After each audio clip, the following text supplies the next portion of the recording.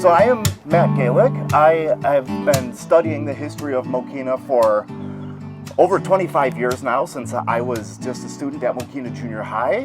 I have written 2 books on the history of Mokena. There may be more in the not too distant future, rumor has it. I am the keeper of a blog on the history of Mokena called Matt's Old Mokena, and am a frequent guest on the Mokena's Front Porch podcast. Israel very generously refers to me as the co-host, which is a huge honor. But we're here today, Marshall Cemetery, very, very historic landmark. And to really study a town, you have to go to its cemeteries and see who's there. There you can be face to face with history, as we will be today. I like them because you can read about a historical figure in a book. They're right there on the page. But when you come to a cemetery, you see right there that this person once lived. There is physical proof of that person's existence. You see the declarations of love and respect on ancient tombstones. To really get at the history of this place, or more specifically, this place over here, which we'll be venturing into, we have to study a man by the name of Chester Marshall, who came here from New York State in 1833. With his family, they all came together, and they settled very close to where Marley is today. Don't worry, we're going to get to meet him in much deeper depth in just a few minutes. But at that time, when Chester Marshall and his family came here, Will County did not even exist yet. Our area was still a part of southern Cook County, with only a tiny number of other settlers who were already here at that point. They were mostly Americans from points further east, to the eastern states. The Potawatomi were still here at that time, but they were kind of, 1833, they were starting to leave already at that point. And it is thought that Chester Marshall set aside this plot as a family burial ground not too terribly long after he got here. Marshall Cemetery, as it came to be called, is one of the oldest in this part of the state, but it is exceedingly hard to tell who actually was buried here first, as a fair amount of the oldest graves here were moved from an even older cemetery that used to be about a half-mile north of here. Nevertheless, a visitor to Marshall Cemetery in 1884 noted that the oldest gravestones in the cemetery belonged to Samuel Foster, who died in 1835. Some other early graves were Levi Ellsworth, who died in 1841, Nathan Marshall of 1843, and Eliphalet Atkins, who died in 1845. Although of all of those gravestones, all of those monuments, only Levi Ellsworth's is still here, and it's a replacement marker for the original. And in a second here, we'll get into why we don't have a lot of those original gravestones anymore.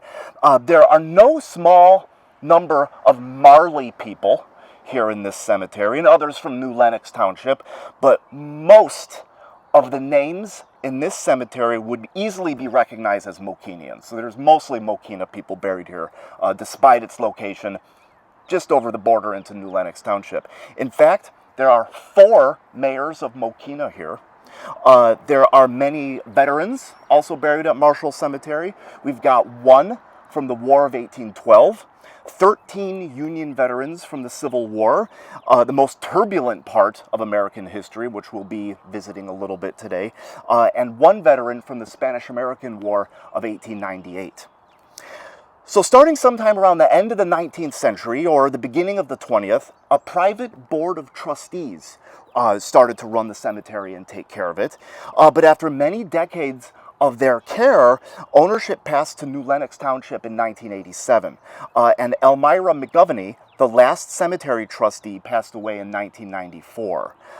The last decades of the 20th century were not kind to Marshall Cemetery. Due to its then secluded location, it was basically the #1 place for Mokena and New Lenox teenagers to come party, which led to a tragic and heartbreaking amount of vandalism and destruction here. Literally dozens of the oldest gravestones in the cemetery were irreparably destroyed in this time period. One account even described them as being smashed to smithereens. Luckily, those days seem to be behind us. This new eastern half of the cemetery was added around 2010, and the cemetery was made an official Will County historic landmark around 2012. So that's, yes, sir. Who runs the cemetery, like sells plots? Yes. Who runs it? Question was, who runs the cemetery today, sells plots, etc., etc.? That's New Lenox Township. Yeah, the township is kind of running the show nowadays. But that's just a sort of basic introduction to the cemetery. If you follow me, we'll get started meeting some people. We'll head deeper into the cemetery and meet one person right off the bat who's a very, very interesting personality.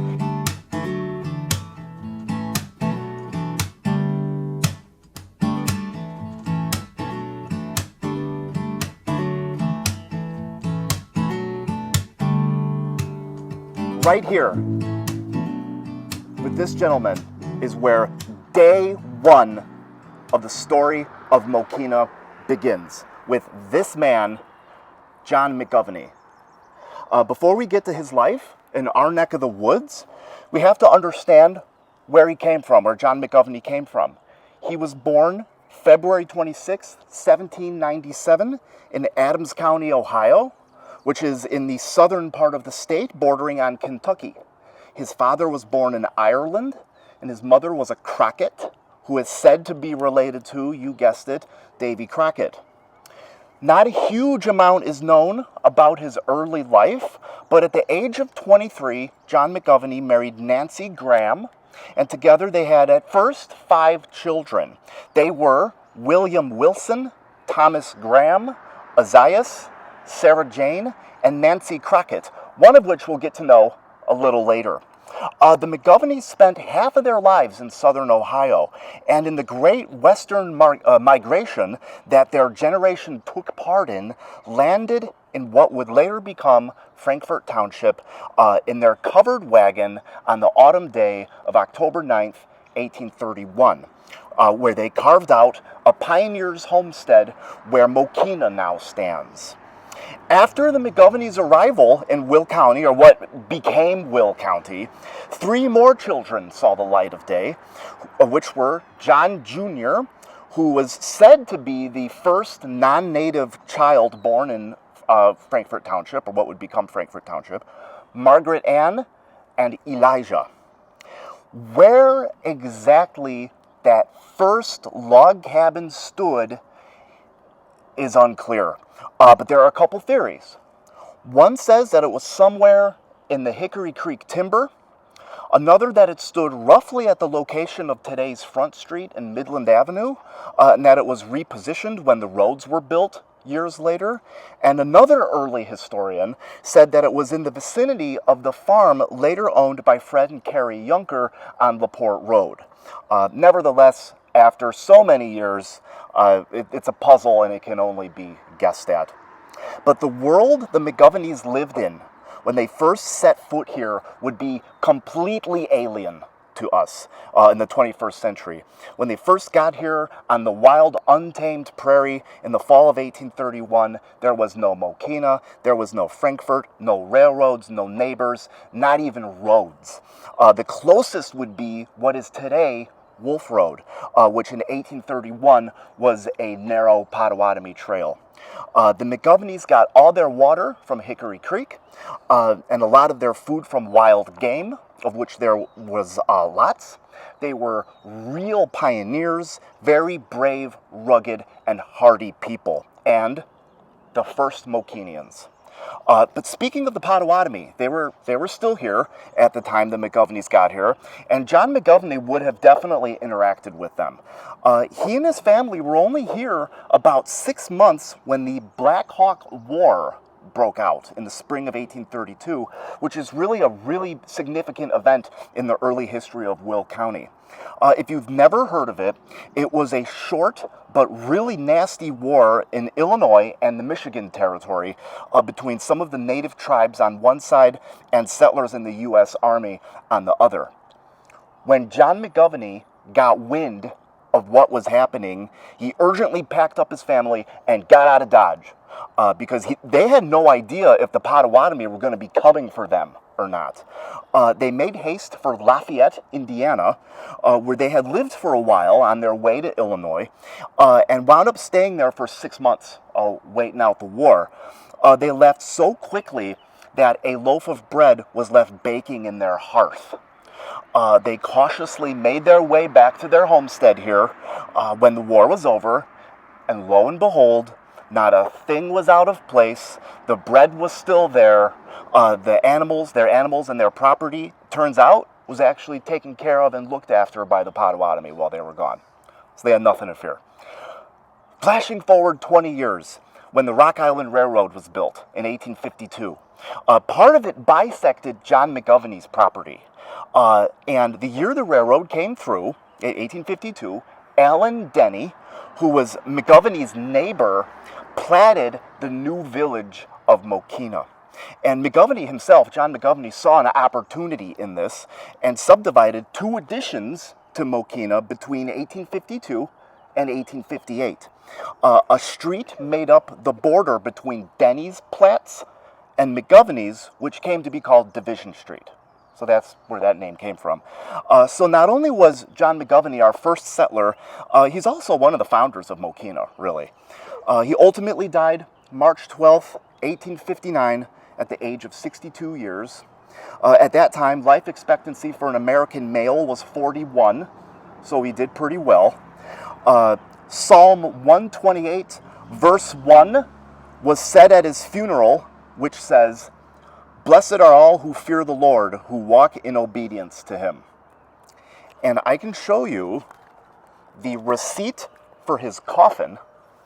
It was made by a Mokena furniture maker by the name of Frederick Rist, and he charged McGovney's family $14 for it, which in the 1850s was quite something, so it must have been a pretty nice coffin. And that is the story of John McGovney. So let us continue on, meet another interesting personage here. I'm going to kind of cut through this way. We're going to go just a few yards. Yes, sir. Is he still in there? Yeah. Oh. Question was, is John McGovney still there? Yes, he is. Well, he'll eventually be back in Mokena. Yes, he... Because the boundaries, Mokena's boundaries, are going out to Schoolhouse Road. Yeah. Oh, yeah. So he'll be back in Mokena pretty soon. Oh, yeah. Good. I hope so. Yeah, that's right. He'll be back in Mokena. Well, there you go. That's the way he would have wanted it, I think. So there we go. So we'll just go a few yards over this way. And I forgot to say, if anybody has any questions at any time, feel free to shout them out or raise your hand or what have you. So we'll just go just a few steps over this way.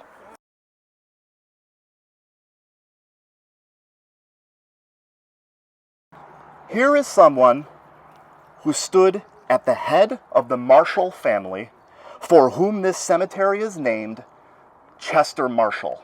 Here's his original gravestone right here, and one for him that was put up years after he passed away. But Chester Marshall was born in 1780 in Connecticut, the son of a Revolutionary War veteran. By the time he was 26, Chester lived in Onondaga County, New York, which would come to be the home of the Marshalls before they came to Will County. Chester Marshall passed a big milestone in his life when he married Permilia Hopping there in 1806. Just like his father, Chester Marshall fought the British too, this time in the War of 1812 when he served in the New York militia. Years later, his musket that he carried in the war became a family heirloom, and in fact, it was displayed in his grandson, Albert O. Marshall's office. He was a Will County judge, and he's buried just right over there.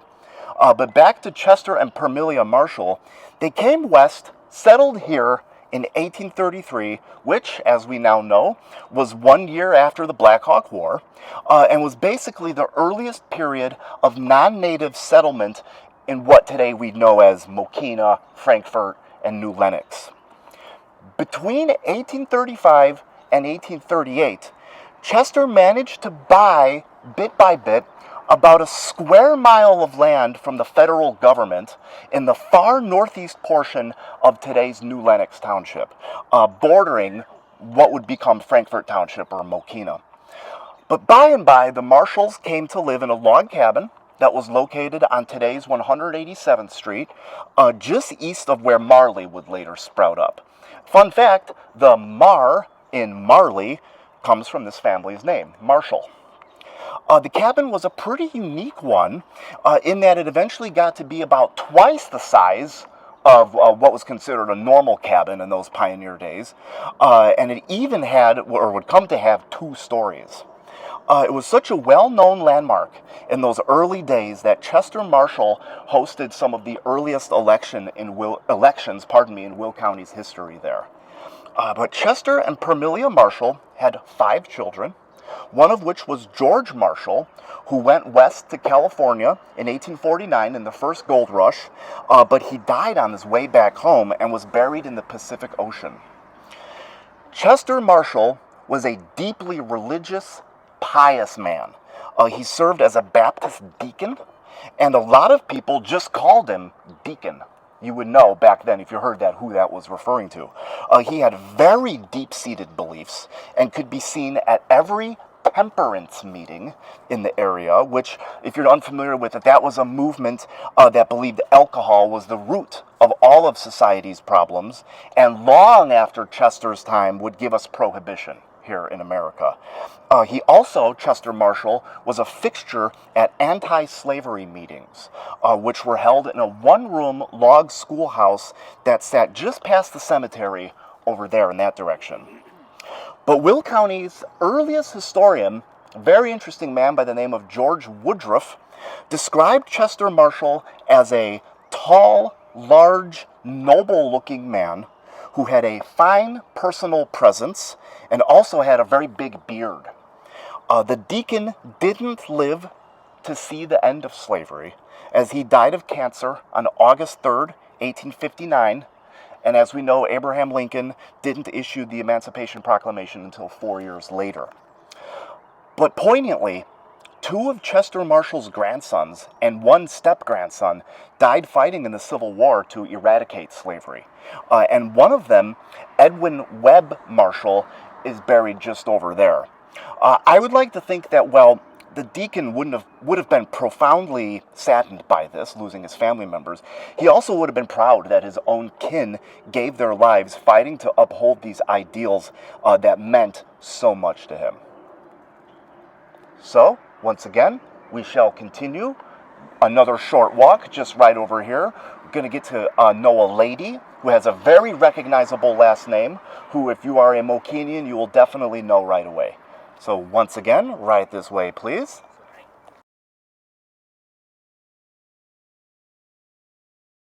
Now we'll get to meet one of the founding mothers of Mokena, Polly Denny. She was born as Polly Marvin on February 21st, 1797, in the waning days of George Washington's presidency. Like the early Marshalls, she was a New Yorker, and she was raised by her German grandmother, who passed on to her, as it was called, a Teutonic vigor that she carried for the rest of her life. Around 1816, Polly tied the knot with Nathan Marshall, who was the brother of Chester Marshall, who we just met over here. The couple joined Chester's family and made the journey to this neck of the woods in 1837, at which point Will County had only existed for 1 year already. Polly Marshall was the mother of 2 children, but reflecting the rough times in history in which they lived, both of them died very young and are also in this plot right here. Compounding this grief, her husband, Nathan Marshall, also passed away in October 1843 and is buried also in this general vicinity where we now stand. in a time when life as a single lady would have been very, very tough on the frontier, she married a 54-year-old farmer and widower, Allen Denny, that following August. And as we know, Allen Denny is basically the founder of Mokena. But news of their marriage even made it into a newspaper called The Western Citizen, which was based in then far-off Chicago. The Western Citizen was the region's premier anti-slavery publication. And the fact that the paper paid attention to their marriage speaks to their standing in this circle, as Polly's new husband, Allen, was a die-hard abolitionist and the operator of a stop on the famed Underground Railroad, where Mokena now stands. As the sheltering of runaway slaves was happening in her home, Polly also undoubtedly helped usher those seeking freedom on their way. Of course, Allen Denny, as to her husband, we remember him for the creation of his subdivision along the Rock Island Railroad in 1852, which would become Mokena. As the tiny community grew, Polly came to be affectionately called Aunt Polly to many early Mokenians. In fact, in a time where there weren't too many doctors around, she even served as a midwife to many early area mothers. As she got older and well into her 80s, Polly was even still walking to and from town, to get her mail, things like that. People thought that was pretty impressive for her age at that time. And Polly Denny ultimately passed away on July 9th, 1884, at the age of 87, which was really quite something in those days. When she was buried, right here, some of the most prominent men in Mokena served as her pallbearers. And she rests eternally under this small obelisk here in Marshall Cemetery. And I can show you, this is the invoice from the Joliet undertaker that took care of her funeral. You can see he charged, $59 for a number 40 casket. Let's see what else we have here. Ladies crepe dress, $9.50. Let's see what else. There was the preparing body, $5.50. One old lady's black cap, $10.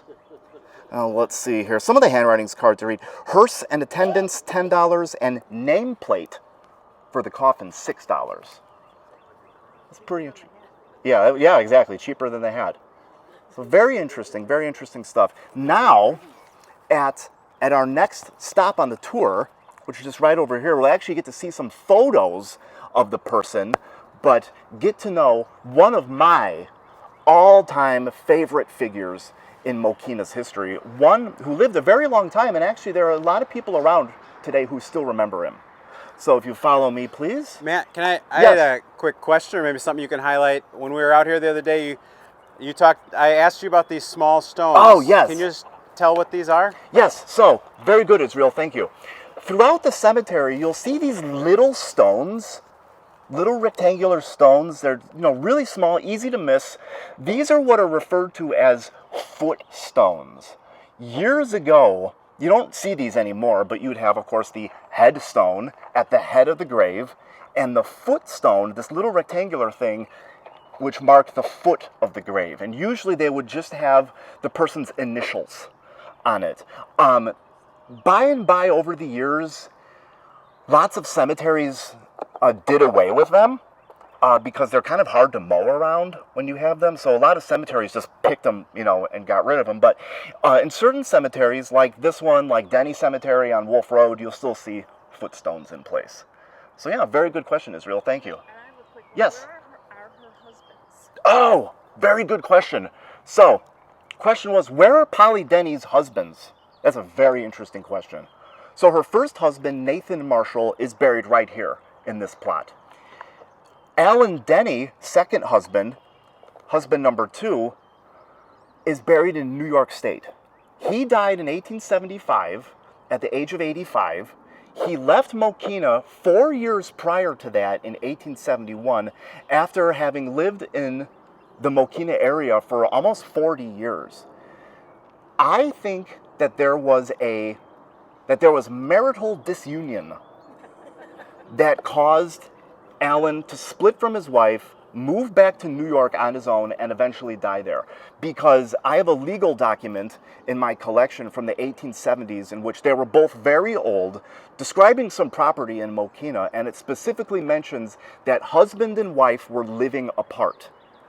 Also, I think it says a lot that Polly is buried here next to her first husband in his family's cemetery rather than in her second husband's cemetery, Denny Cemetery on Wolf Road, with his family members. So I don't think that they were ever officially divorced. She wanted to get as far away from him as she could, huh? Yeah, she did. She wanted to get far away and she pulled it off. So I think that's what happened. Yes, very good.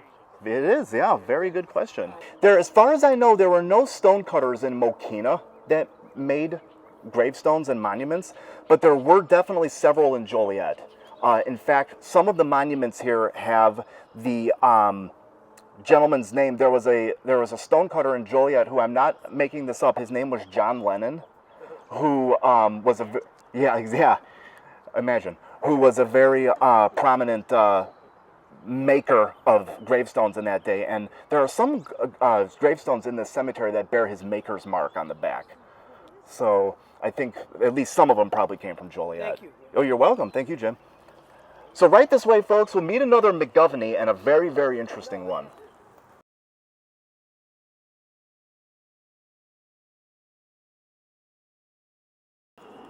Yes, question.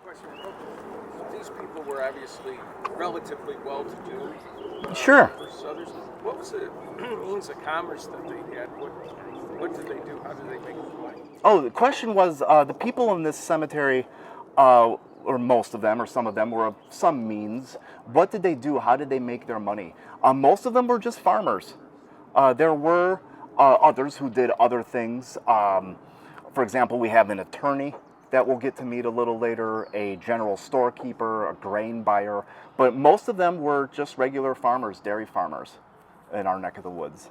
Absolutely, absolutely. Very good question, very good question. So once again, you could say prominent, I mean everybody knew him, member of the McGovney family in his day, time-honored member of the family, Walter McGovney. But everybody just called him Dick. Dick McGovney, one of the things that set him apart in history is that he was a real local character and lived, and it was probably the most unique house in Mokena's history, which we'll get to. But every locale, from the biggest city to the tiniest hamlet, has citizens that are forever associated with it. Place and person become inseparable, and someone who could be called really pure Mokena was Dick McGovney. He was born on his parents' farm just outside what was then just a small railroad village on February 21st, 1862. And his family tree is just full of local history. His grandfather was John McGovney, who we met first on the tour over yonder, and his mother's dad was Matthew Van Horn, who was another early settler of Frankfort Township. If you're from this area, you'll know that name, Van Horn. When we look at Dick McGovney's birth year, 1862, we know that's the first full year of the Civil War. And not long after Dick's birth, his father, Elijah McGovney, who's just a little ways over there, began serving in President Lincoln's army as a wagon master and was lucky to return back home to Mokena to the farm in 1865. But not long after the Civil War ended, probably in the early 1870s, this branch of the McGovney family actually left Mokena and struck out on the Pioneers Trail west, and it took the McGovneys 3 weeks to reach Missouri by wagon, where on the way, father and son slept under the wagon, armed to the teeth, ready to fend off highwaymen. Ultimately, luck wasn't kind to the family in their new home, and they returned to Mokena within a few years. But as a young man, Dick attended school in Mokena until the 8th grade, and came of age in the rural environment that was the community in those days in the 19th century, one of agricultural existence and small town life. In adulthood, he spent some time, Dick McGovney did, working in Montana, but returned home in 1911 when he declared that old Illinois is good enough for me. In 1916, when he was 54, Dick McGovney bought Mokena's village calaboose, which is an old word for jail. It was basically just a wooden shack, and he got it for $20. He attached it to some rollers, some wooden logs, and from where it stood on Front Street, he pulled it over fields and moved it to the south side of LaPorte Road at what is today the eastern boundary of the Mokena Park District, and made it his house. He lived a Spartan, rough-hewn life in the old calaboose with neither indoor plumbing nor electricity, and he gained his only heat from an ancient wood and coal-burning stove. Of the two cells, one became his living space, and the other was eventually converted into a chicken coop, with the birds, the poultry being McGovney's companions. He never got married, he was a lifelong bachelor, although at one point the chickens were known to roost on his headboard of his bed. Dick McGovney was a very rustic man, and as such, bathing didn't figure regularly into his life. As such, he was possessed of a certain olfactory trait that made him pretty unique. In later years, one village resident would offer to encounter him while she drove into town down LaPorte Road, and she quickly learned to roll up her window before she passed Dick McGovney. Another Mokenian of long-standing years once told me that, she said, if you're talking to Dick McGovney, you made sure you were doing it outside. In the mid-1920s, Dick kept a small coal yard near the Rock Island Depot, but he gained most of his livelihood by taking on odds and ends around town, and was also known to help with garden work in the village. And he was the very image of a farmer of the old school, coming to Mokena clad in his overalls and smoking his corncob pipe. And here is one picture of him. Oops, get this straightened out here. There we go. That's Dick McGovney in 1945. Very, very cool looking guy. Very old-fashioned looking guy. Don't see too many Mokenians looking like him anymore. That's Dick McGovney for you. And, let's see here, where was I there? Yeah, so as I mentioned, Dick McGovney, lifelong bachelor. He was a ruggedly independent spirit. And starting around 1940, he had a steadfast companion in a black dog that would follow him everywhere he went. They were well-known usuals at Maury's Tavern on Front Street, where the dog would patiently wait outside the front door for his master while he was inside. And let's just say that Dick would freely imbibe while he was there, and on some nights, he wouldn't quite make it all the way home. More than once, he'd be found sleeping in a ditch alongside LaPorte Road with his trusty companion bedded down next to him. One villager, once again of long-standing years, also told me that once he was found in his ditch with a layer of frost covering him from the night before. So yeah. As Dick McGovney got older, he became a much sought-after local character. When a Chicago Tribune reporter wrote the interesting booklet Mokena Memorabilia in 1945, she called the then 84-year-old the marvel of Mokena for his vim, vigor, and vitality. He told the writer tales of days gone by, and as a lifelong bachelor expounded on the time when he could have had, in his words, 42 old maids and widows in town, but the trouble was I couldn't make up my mind which one I wanted. Here's another picture of Dick McGovney. It's taken about 1953 or thereabouts. Where did he died in 58? Yes, he did. He died in... I was here in 58. I don't. Yeah. What house did he die in? Was he still in the log cabin? Or? Yep, he was still in his calaboose. He died in his calaboose. in 58. I'll come a little closer there. There's Dick McGovney again, chopping some wood. It's about 90 at this point. I don't know too many 90-year-olds that are chopping wood, but he was.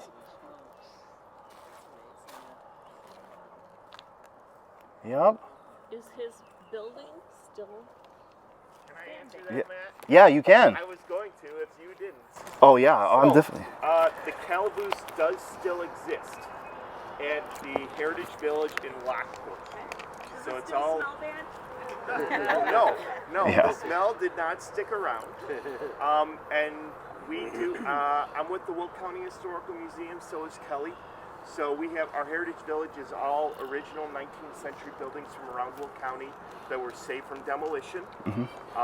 We're usually open the first week in the month of May to October. You can Google Will County Heritage Village Open Air Museum. The address is 249 West 2nd Street. It's right on the connect. But Dick McGovney lived in that calaboose for over 4 decades.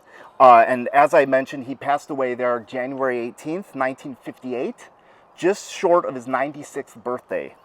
And he was interred here at this burial ground that his family had been using for almost a century at that point.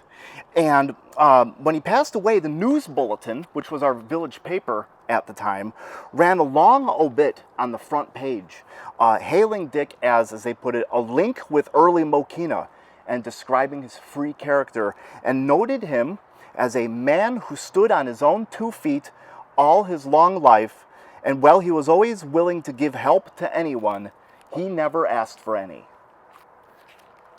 In his time, every resident of Mokena knew Dick McGovney, and while he's been gone for decades, his memory still lives on in the village. There are a lot of people of I shouldn't say a lot of people, but there's still a handful of people of a certain age who still remember him and can tell stories about him. So, yes, question? Did his family purchase the stone, or did the township, and also is that of the time of his death? Yes, good question. So the question was, who purchased this stone, and is it of the time of his time when he passed away? I do believe it is of his time. And as to who bought it, I don't know. At one point, Dick was having a lot of problems with his siblings. When his father passed away in the 1920s, there was a huge falling out between him and the rest of his siblings over the inheritance, over the family farm in Mokena. And it kind of seems like he was estranged from them or didn't have anything too much really to do with them for a while. But his brother is buried right here. And maybe this is part of the same plot. And he did have contact with a nephew. I think it was a nephew of his when he passed away. So some of that seems to have been patched up. So I'd like to think that his family paid for it, but even if they didn't, I think that there were a lot of people in Mokena who would have gladly pitched in to help get him a monument because, as I said, he was very unique. He was kind of different from a lot of people, but in spite of that, he was still very respected by everybody. Just like his obit said, he was a very helpful person. People could count on him. Kids loved him because he was known to take kids on hay rides and things like that. So I think that they would have had no problem getting the money together to. Maybe it was a 42 but- spinsters. Yeah, right. Maybe it was a 42 spinsters. Yeah. As one. Yeah. Could very well be. Could very well be.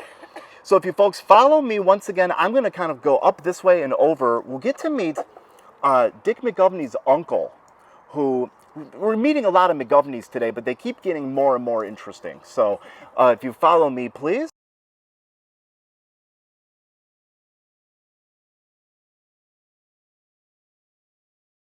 For this next couple, Isaias and Matilda Jane McGovney, if you go far enough back in history, you go deep into the 19th century and the early part of the 20th, you'll see their names over and over again, especially in political history.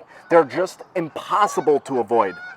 So watch out. There are a lot of dates in this story, but I'm trying my best to have it make sense. Allow me to introduce, once again, Esaias McGovney and his wife, Matilda Jane McGovney. Esaias was the son of John McGovney, who we first met at the very first stop on the tour over there. I'm going to show you some photos of them. That's Esaias McGovney. Probably taken 1870s, maybe into the early 1880s a little bit. Good looking guy. Esaias McGovney, yeah, very distinguished looking guy. And that's Matilda Jane McGovney.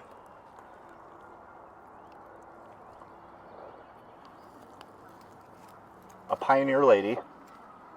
Absolutely. So to talk about them, Esaias, where is he? There he is, was born in December 1824 when the family still lived in Adams County, Ohio. And he's probably the only Esaias you'll ever meet. He was named after a biblical king. When he was just 5 years old, his parents went west and took him and his siblings with. They got to Indiana, stayed there for 2 years before they settled on the site of today's Mokena on October 9th, 1831, which was not long before Esaias turned 7, and the rest is history. When he was little, Esaias McGovney went to school during the winter in a small log building, just like his house, and he and his classmates sat on long benches with no backs and wrote on what was later called a hewn slab. In those days, it was common for the teacher to board in the neighborhood, spending a few weeks in the home of each student. In 1846, at the age of 22, Esaias McGovney married Matilda Jane Ellsworth, who was 5 years younger than him. The Ellsworths were pioneers of what is today New Lenox Township from New York State and were related to the Marshalls. Matilda Jane was quite a remarkable person in a time and place where, once again, where there weren't too terribly many doctors around. She was known as something of a healer.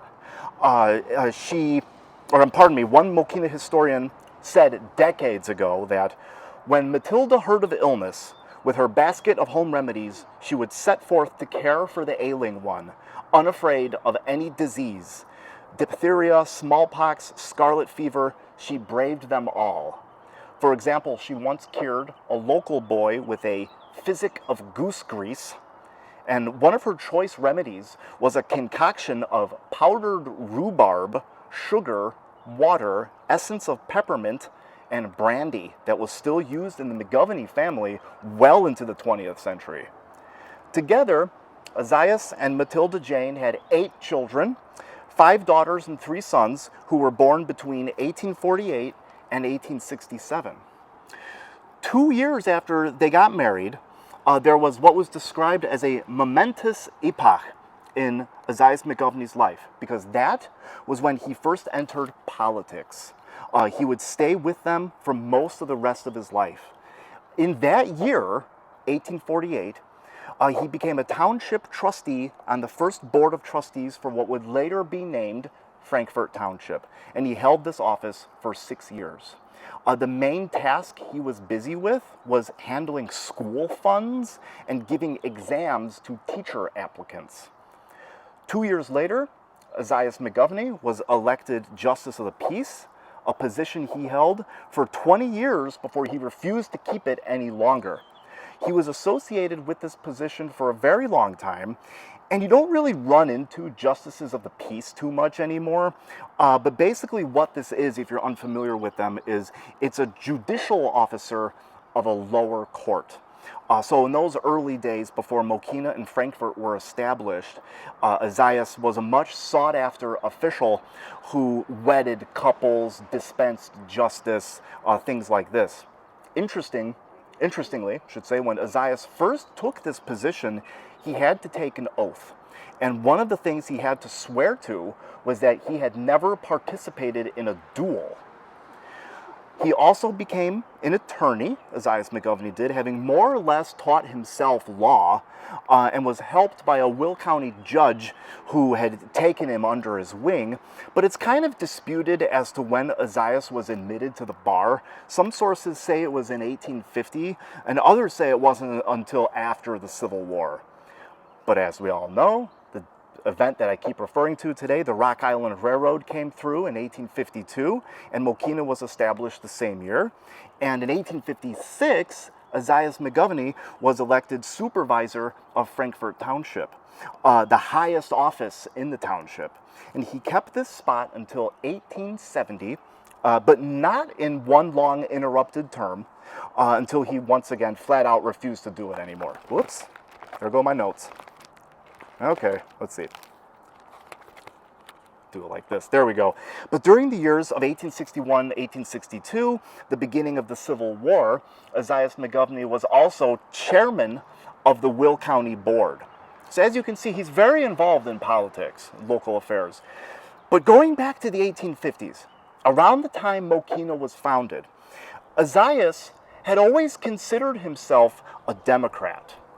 But when the Kansas-Nebraska Act came into effect in 1854, he severed his ties with the party.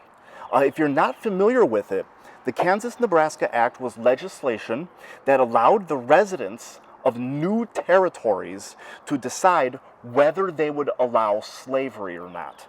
And this was something that was profoundly unpopular amongst people who were anti-slavery. And this is something that eventually led to the creation of the Republican Party, with which Isaiah affiliated himself for the rest of his life. And if we need any more evidence that Isaiah McGovney was one of the most prominent men in Mokena, he was appointed postmaster in 1875, which he served on and off until 1893, so that's a pretty long time. And this started a tradition of the Mokena post office being in the hands of the McGovney family, where it would stay for decades and decades. One of these interesting details, though, about Isaiah McGovney's life, one that seals him into our history, is the fact that he served as Mokena's first mayor. When the village was first incorporated in 1880, the citizens elected the first board of trustees. And they, in turn, selected Isaiah to be mayor, which is a little different from how we do things nowadays. Back when the village was first incorporated, the citizens did not directly elect him mayor. The village board picked him.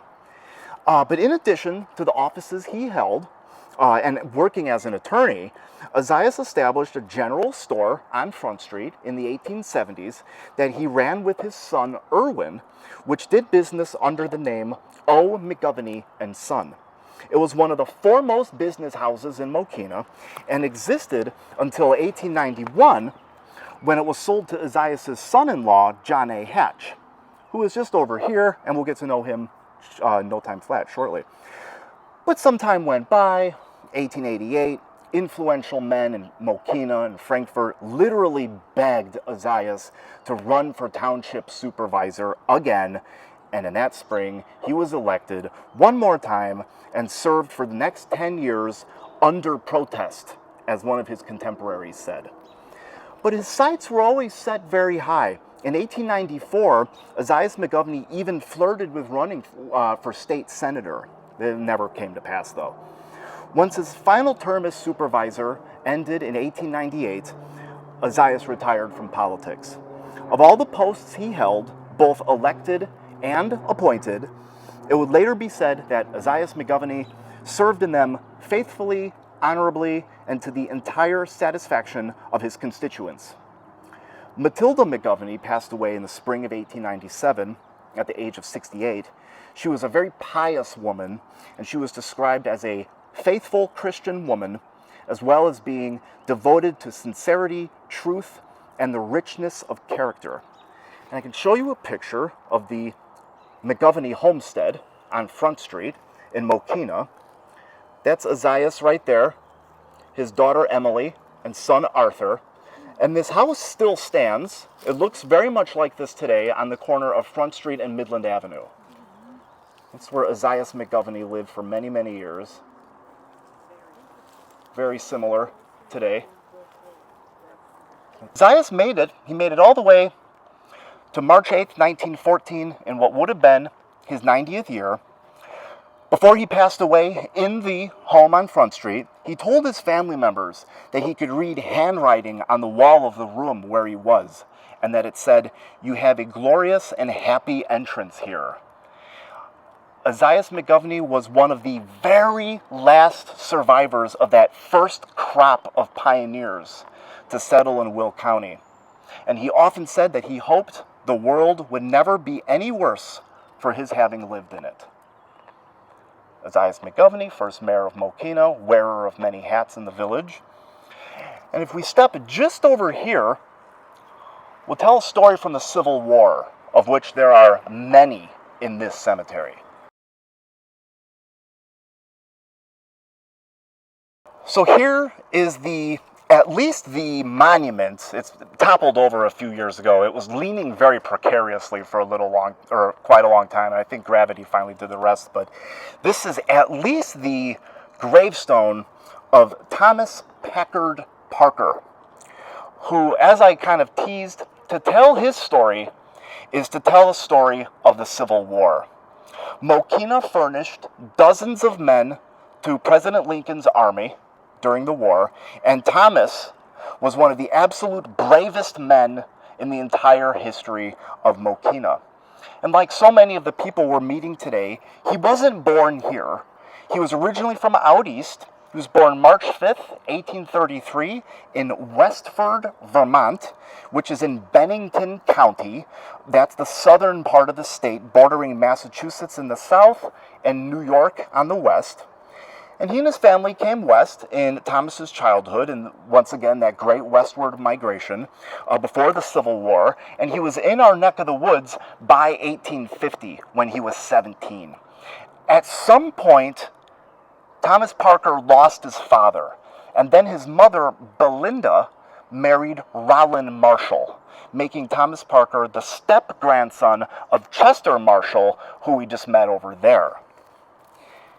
And he got married, started his own family when he took Electa Barney as his wife in 1854, and they had Andrew, Viola, and Willard as children.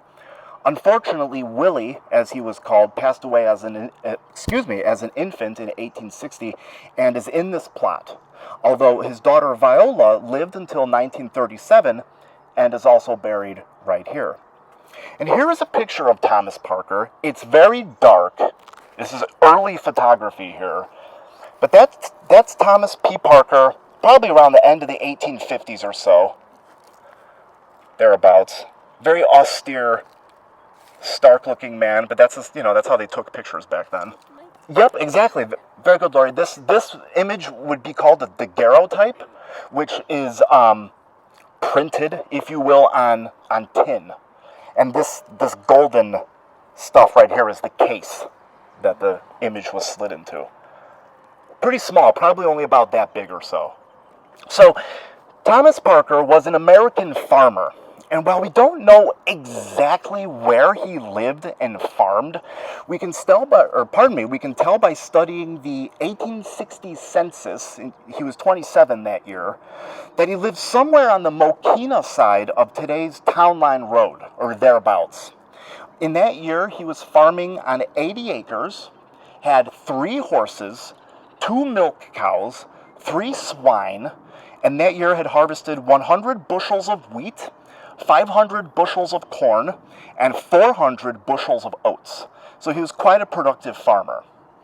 As we know, Civil War broke out the following year, which was the defining event of Thomas's generation.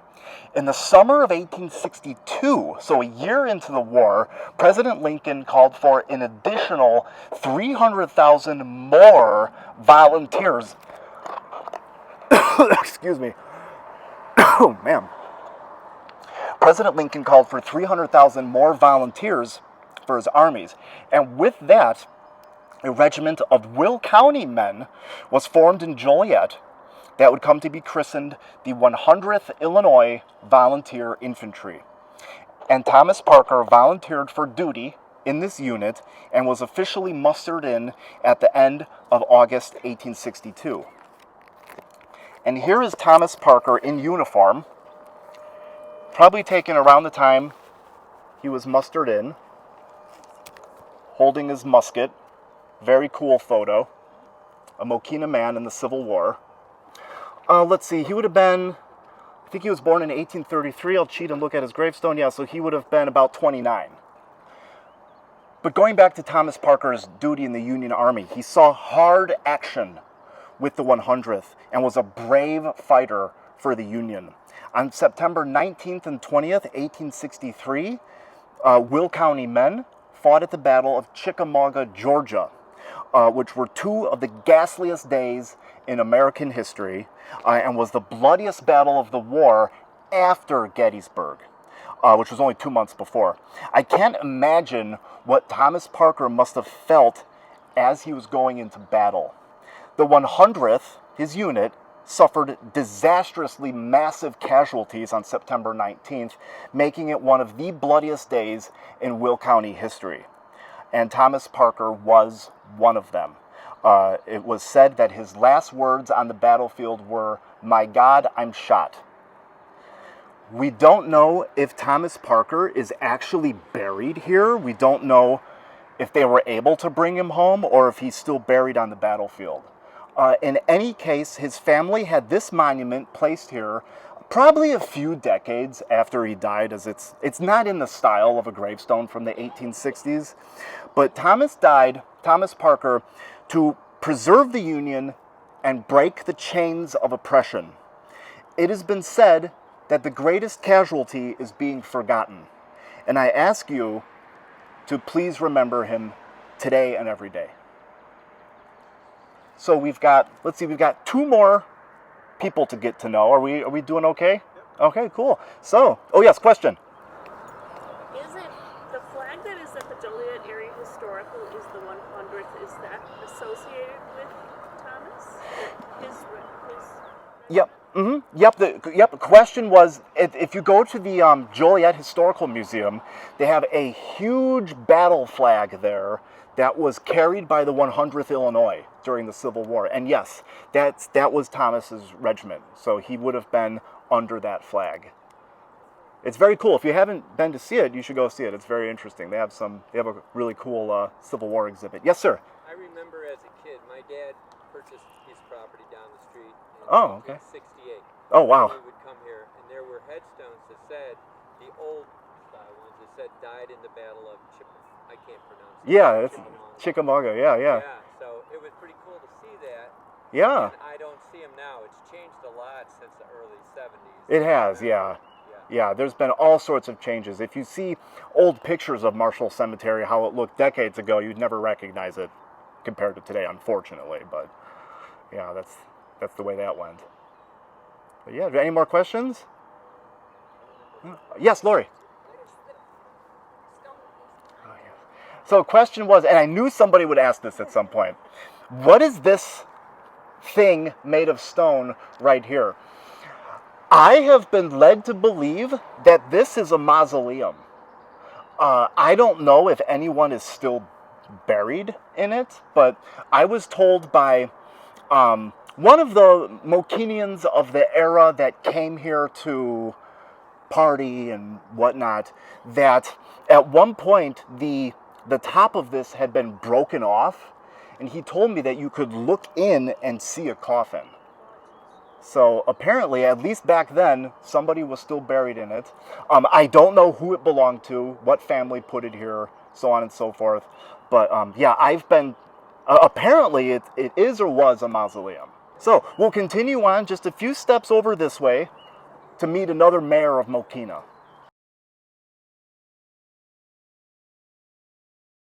So this here I should say, is Noble Jones, one of our mayors of Mokena, and he is the only one in the entire history of the village for whom no photos are known to exist. I'm still going to give you $100 to $200 if you find this picture. That's right, there's a reward out. If you can find a picture of Noble Jones, it'll pay off for you. But we're still looking for one. He became quite well-to-do in his life, as we'll see, so I'm positive he was photographed at some point. They've just apparently have all been lost to time, but I know they're out there somewhere. We just have to find them. Another fun fact about Noble Jones is that he was the only mayor of Mokena to have been born in another country. He was called a man of affectionate nature, and that his purpose in life was to do all the good he could do to everyone else. And Noble Jones's life story is really a good example of pioneer life. He really was a product of his time and his place, and his story really also exemplifies the American dream. He was described as a jovial and friendly man who was born a subject of the British Crown on November 16th, 1834, in Barnstone, Canada, just across the border from Vermont, to Wesley and Abigail Jones, who are just right over here. When he was 3 years old, the Jones family moved back into the States and settled at Arcadia, New York. And when Noble Jones was 10, so that would be 1844, they moved to Illinois, taking a steamer over the Great Lakes to Chicago, which is something that Noble Jones would remember for the rest of his life. They were not impressed with Chicago when they got to it. They called it a mud hole. The Joneses first came to Will County with a team of oxen and wagon, but they only stayed a year before they moved just a tad north into the southern part of Cook County, in what is today the far southern part of Orland Township. Noble Jones was about 11 years old then and had to walk 3 miles to school, which was in a log cabin, of course, a very rustic experience. And he mostly worked on his father's farm, though. And when he was 13, he started driving teams of oxen. And he got a job working for the Rock Island Railroad when it was being built through Mokena, of course, 1852, where he made $1.25 a day for himself and his oxen, with each workday being made up of 12 hours. But that year, though, 1852, Noble Jones set his sights really high when he and his older brother, Wright, had dreams of El Dorado and made the trek over land to California with a team of mules, this still being during the Great California Gold Rush. On their way, they eventually linked up with 18 other guys, and en route to California, their caravan was attacked by the Pawnee 3 times, and it was later said that all considered it wonderful that they escaped being massacred. They did have guns, but they didn't dare shoot because all of their animals they had with them were wild, and shooting would have caused a stampede. So they basically just had to stare down the Pawnee and look tough. But once Noble Jones got to California, he did a little farming and a little mining, but eventually came back to Mokena, which had started to sprout up while he was gone. He was the kind of guy who was a big businessman. So in 1855, at which point Mokena was only 3 years old, he went into partnership with a relative of his named Cyrus Cross, at which point they built a steam-powered mill in Mokena, which stood where today's grain elevator now stands. It was a huge advancement in the business world of those first years of Mokena. They did flour and sawmilling there, but eventually the investment turned out to be not a good one, and Noble Jones lost all his savings in it when the mill went out of business around 1858. So as every good man has the woman who stands behind him, Noble Jones married Clarissa B. Farley in the summer of 1855 in Northwest Indiana, where she was a teacher at the time. And how this connection happened is a mystery and is totally lost to time. But years later, Clarissa would be described as a gifted and accomplished woman whose charming hospitality is never forgotten by those who enjoy it. And together, the Joneses raised 5 children, who were Charles H., Ellis L., Edward Stanton, Emma Lorena, Clara Bell, and Bertha, who were born between the years of 1856 and 1874. Probably because of this business disaster with the mill in Mokena, Noble Jones went west again in 1858, and this time wound up in Kansas, where he became the superintendent of a sawmill there in a place called Atchison. Clarissa and the kids made the trek to join him there, where the whole family lived until 1863, at which point, of course, is the middle of the Civil War. But in 63, the Joneses came back to Mokena, where Noble tilled the soil on his father's farm north of town. Around the end of the war, Noble Jones turned over a new leaf, one which he'd been connected to, or he would be connected to, for basically the rest of his life. Being the American capitalist and businessman that he was, he decided to go into the business of buying grain from local farmers and shipping it over the Rock Islands to Chicago. For a good span of time, he also started selling agricultural implements in Mokena, as well as insurance and steamship tickets to Liverpool. And here is an ad of Noble Jones's that appeared in the Joliet paper in 1870 for one of his, I think this is for a reaper? Yeah, for reapers and mowers. One of the things Noble Jones sold in Mokena. Something you don't really see around these parts too terribly much anymore, but around this time, business is doing well for the Joneses, for Noble Jones. They built a large, beautiful house in Mokena that stood where St. John's Church now is.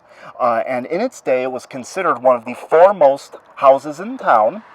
And years down the line, it was split in two and moved when the church was built in the 1920s. And part of it still stands on 3rd Street nowadays. The grain business was very kind to Noble Jones, and he had succeeded to such a degree that in 1878, he got for himself a membership on the Chicago Board of Trade, and he opened an office in the Loop, and eventually had a staff of people working for him, and became very well known in business circles in Chicago and in all of northern Illinois, basically.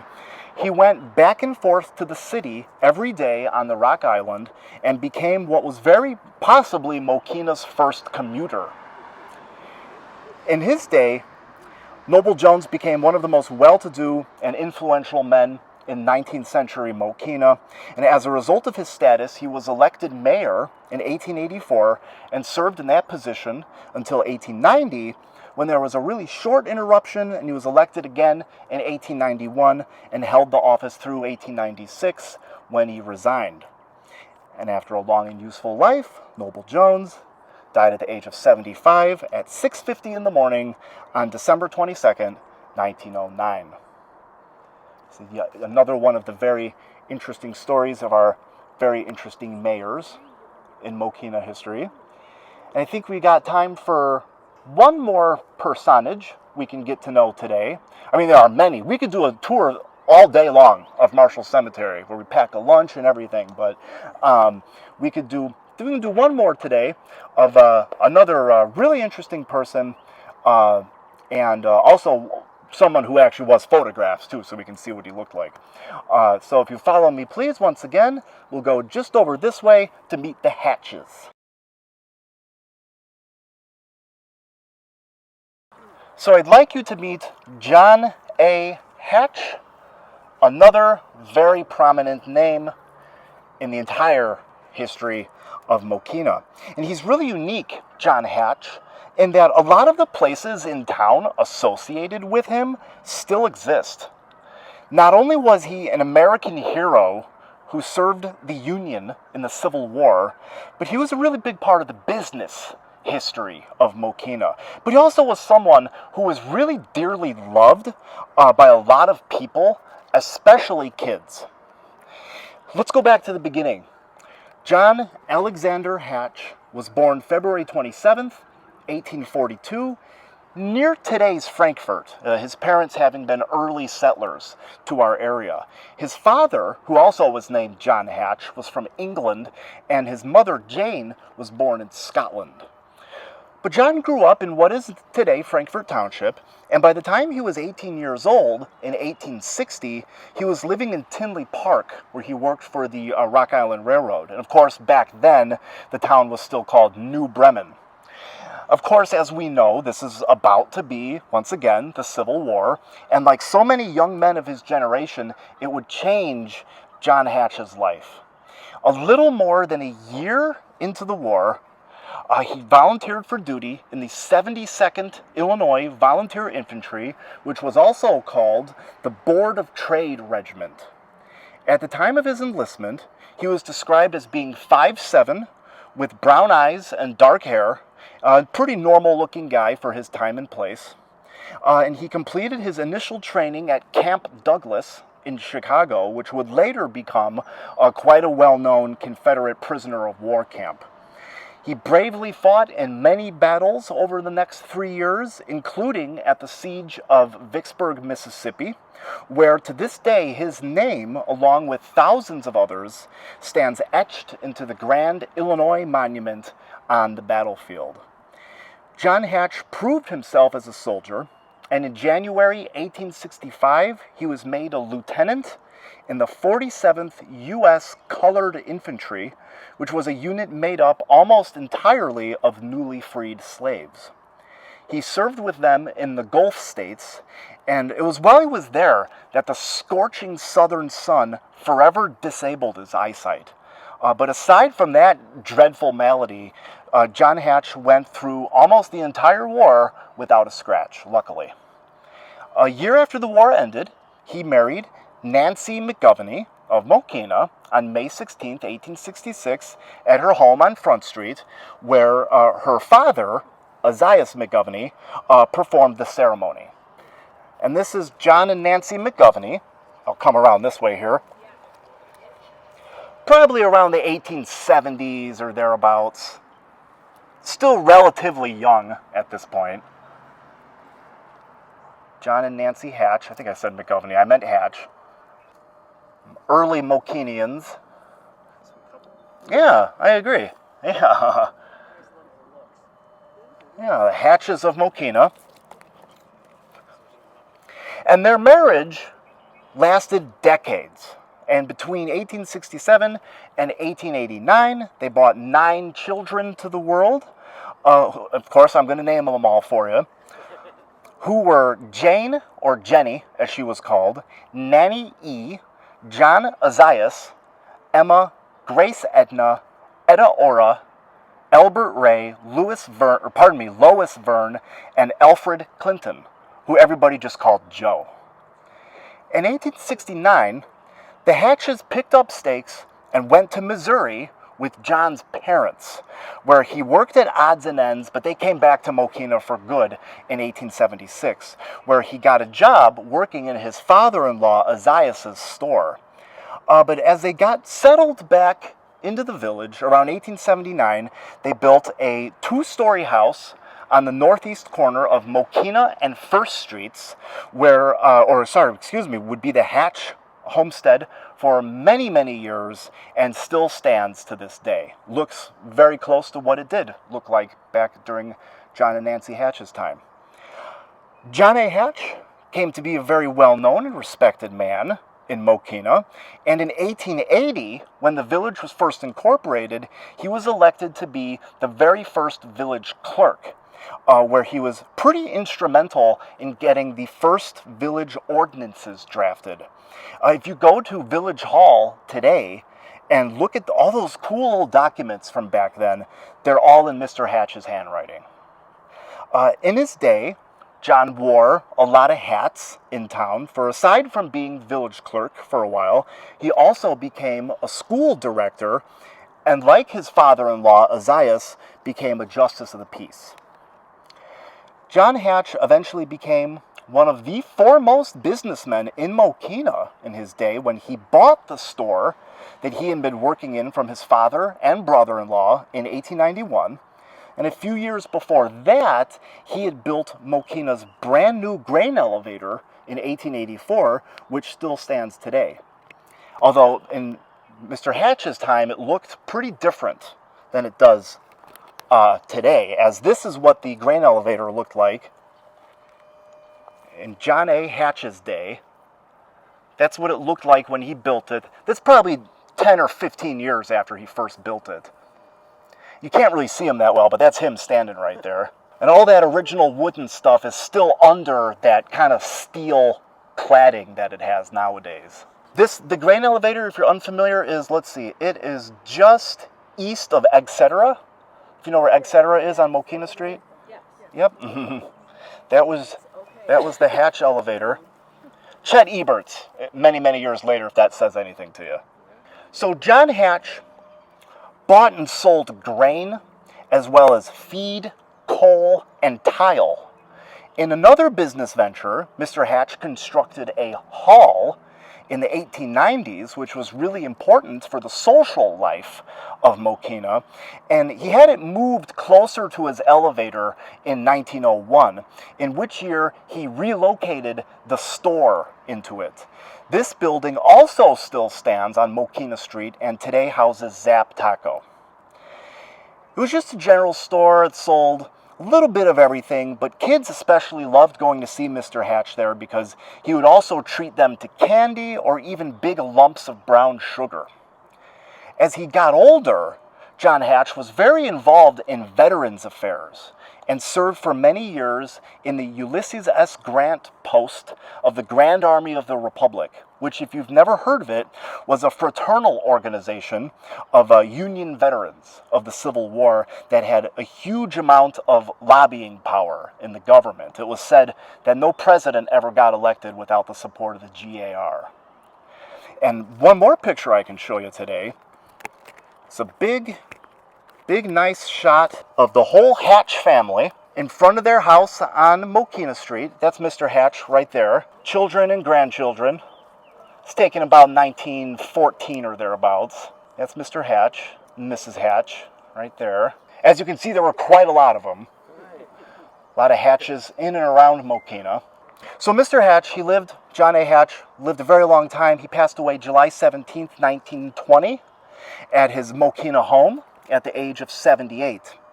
When his obituary ran on the front page of our town paper, the News Bulletin, it read, "Mr. Hatch will long be remembered for the influence for good that he was in the community.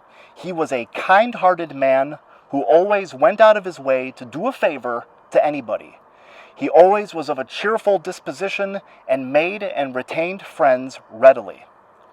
As you can see in that last picture, he had quite a big family. And incidentally, today, there are no more Hatches in Mokena. The last one, his great-granddaughter, a really nice lady by the name of Carol Norton, passed away in 2022. And she was the last Hatch of Mokena. And a fun fact about the Hatch family, some of you may already know this, because this is not totally unknown information, but one of Mr. Hatch's family members is probably about the closest thing we can get to a famous person, having been from Mokena. Mr. Hatch's grandson, Wilbur Hatch, who lived in Mokena as a child, would later move to California and become very active in Hollywood with TV shows. And at one point, he became the conductor of Desi Arnaz's band in I Love Lucy. And if you watch the show, you can see his name, Wilbur Hatch, in the credits of every episode. And he also, he wrote TV themes. I think he had something to do with Star Trek and Gunsmoke later on. So if you think of who are famous people from Mokena, Wilbur Hatch he's kind of the closest we have to that. But yeah, claim to fame. He also has his own Wikipedia article. If you Google Wilbur Hatch, you'll see a picture of him standing with Desi Arnaz. So, but that wraps us up for today. So thank you everybody for coming today, and thank you. Oh, thank you. Thank you for your good questions we had and observations along the way. We appreciate all you coming out and spending some time and learning about it. And please share these stories. Tell people about the podcast and Matt's blog, and he's got the books, and if you enjoy it, please share it, because that's the best way it's getting around, and word about this is spreading. So thank you all for coming out. Thanks for coming.